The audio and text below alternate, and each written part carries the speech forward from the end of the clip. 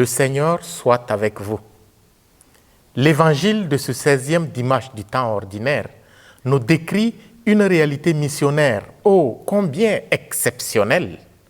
Les disciples que Jésus avait envoyés sont de retour.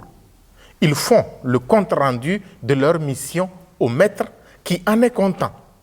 Celui-ci les invite alors à venir à l'écart dans un endroit désert pour se reposer.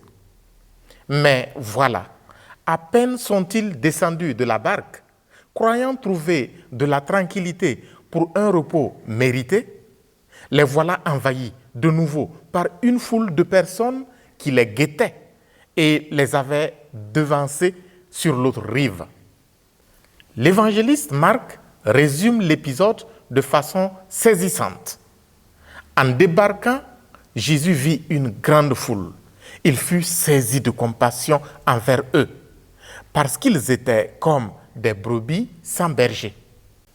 Oui, ils étaient comme des brebis sans berger dans un milieu où abondaient pourtant des maîtres de la loi, des pharisiens érudits, des docteurs de la loi, des prêtres issus de la tribu de Lévi, des scribes, etc. Ce résumé à la fin du passage d'évangile m'a permis, dans ma méditation personnelle, de comprendre la première lecture. Dieu, à travers le prophète Jérémie, a raison de fustiger les pasteurs de son peuple en appelant sur eux le malheur. Non seulement ils ne s'occupent pas des brebis, mais encore, ils leur font peur et ils les dispersent. Toutefois, Dieu annonce par Jérémie qu'il suscitera un successeur à David qui relèvera ce défi. Jésus, dans l'Évangile, manifeste donc l'accomplissement de cette prophétie.